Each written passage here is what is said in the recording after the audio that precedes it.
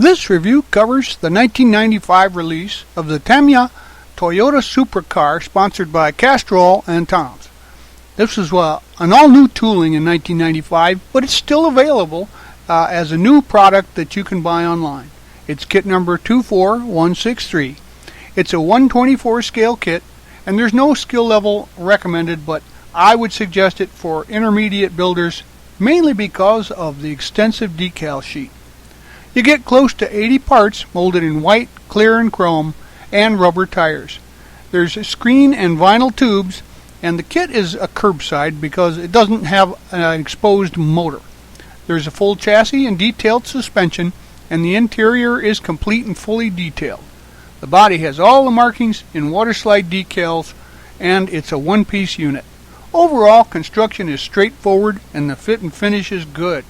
The Tamiya instructions include direct callouts to the paint colors for Tamiya brand paint. Now, the overall dimensions when finished are 7.5 inches long, 3 1/16 inches wide, and 2 1/4 inches tall. Thanks for joining us at Right On Replicas, where we bring you the greatest scale model kit reviews on the planet. Here are the kit's contents, and some people would call this an open box review. And they'd pick up every part and try to find some words to talk about them, but that won't help you get the kit built, will it? So, here's my open box review in 10 seconds or less. Here are the decals for this kit, and as you can see, the color is great and the registry is good. I recommend that you use some of the decal setting solutions that are available on the market to help them settle into contours and stick to the body of your model. Also, we'll be using Model Master's liquid cement for most of the construction, but occasionally we'll use some super glue for strength and some white glue for clear parts glue. Also, please use the manufacturer's suggestions regarding safety guidelines when using any of the products you see mentioned here. The kit starts with the front suspension and the motor transmission. Paint the transmission aluminum with steel exhaust, and the upper A-frame is black, and the lower A-frames are black with a white frame.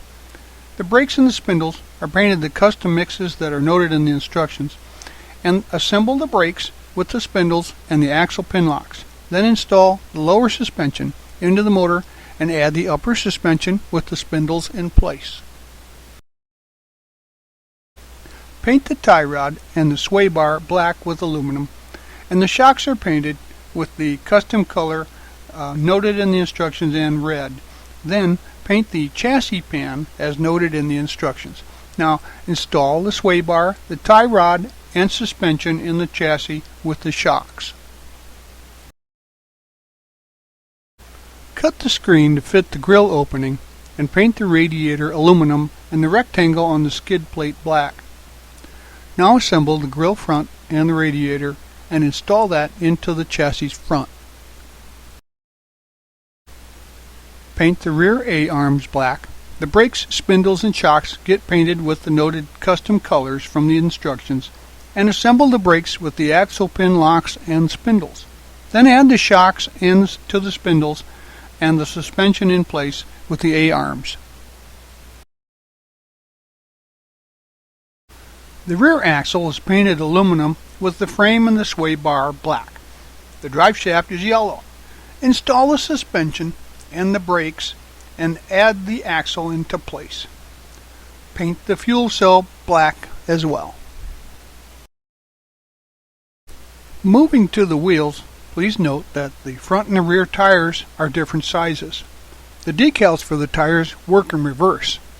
You rinse the tire and clean it, and then you cut the decal and place it on the tire decal side down. Soak the decals and slightly press the decal until it releases from the paper. These are called transfers. Now let the decals dry in place on the tire. You can give the tire a worn track look by pressing and rolling the tread on a sheet of fine sandpaper, and then paint the inner part of the rim white and add the decals. Slide the rims into the tires. Now we'll be moving to install the wheels onto the suspension points.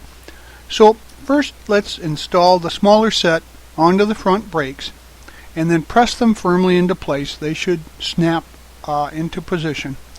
And then using the larger wheels and tires, do the same thing for the rear tires. And once you have done that, you'll be at the point of having a rolling chassis on which we can build the rest of the model. With the drive shaft painted yellow, the exhaust are the custom colors, and the vent black, add the exhaust pipe by installing the pipe and the tip and the drive shaft. There's a small vent to install there as well. Now we'll start the interior, and the filters are aluminum with black ducts, and the console and shifter is black with aluminum trim. The small canisters are black and the larger ones aluminum and black. Now install the console, canisters, and the ducts. The seat is black and the fuel cell is black too. The pedals are black, aluminum, and gray, and the roll cage is white. The floor panel is aluminum and the tank is red. Now apply all the decals as noted in the interior portions and install the fuel cell, roll cage parts, tank and seat, and the shifter, and the floor panel and the pedals are installed then too. The door panels are black. The dash is black with details in red and silver with decals, and the wheel is black and aluminum with an aluminum column. The mirror is gray with silver, and the control box on the roll bar is aluminum and the radio is black. The roll cage is white also. Assemble and install the roll cage and add the mirror, install the door panels and assemble the wheel, the column, and the dash and add that to the cage. Now collect all the parts for the body and assemble the body at this time. It can be painted as a whole unit and installed. Wet sand the body and look for any blemishes at this time. There's some light parting lines that you'll have to pay attention to. Then rinse and prepare the body for primer. Use a good quality primer and coat the inside and outside of the body. Once cured, check for blemishes and again wet sand with fine sandpaper and rinse for the final paint. Now you can paint the body with a bright white paint as this is replication of a specific race car. Well, now we'll add the decals, and it takes time. I would do the stripes first, and then once cured and dried, add the sponsors and then the body decaling and finishing. Once again, use some of that setting solution to help the longer pieces go into place and stick to the body. Now paint the taillights transparent orange, transparent red, transparent and clear. And then the center panel of it is black with aluminum trim. The front lights are transparent orange. And on the glass, the frosted area of the windows on the side are black. Then install the glass parts with some white glue or clear heart cement. Add the mesh to the grille sides and the rear panel into the rear spot. Insert the chassis into the body.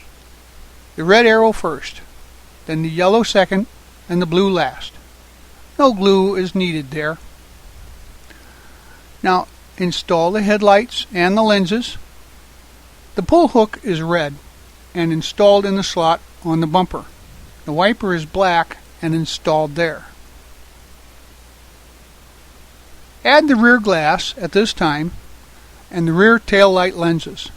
And the pull hook there is red and installed on the slot in the bumper too.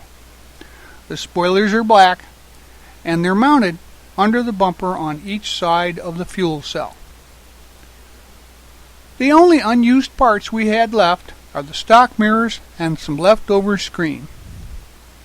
Well, there you have it. Many Toyota kits are curbside kits, but they can still be challenging and look great when they're done. This chassis is quite detailed, and in fact is more intricate than most Revell and AMT kits. That alone makes up for lack of a motor to some people. The interior is sparse but well depicted, as a race car would be. The decals add a lot of the details in there, and the body was straight and true and looked great. The fit of the decals on the curves was perfect. Even though laying over contours, they fit just right and they didn't tear. Overall, the fit and finish was great, and the quality very high. Once finished, it's a solid kit, and it's a good quality brand, but their subjects are different than most of the US brands. Well, there you have it.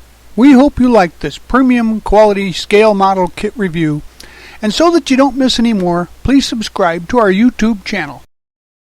This review is brought to you in part by Ryder's Hobby Shops, where the fun begins. Stop in to one of Ryder's 2 convenient Michigan locations, where you'll find a full range of the latest hobby products, supplies, parts, tools, and paint. You'll find aisles and aisles of scale model kits, RC models, model rockets, Warhammer gaming, and railroading products. Stop in at Ryder's today and tell them Doug sent you.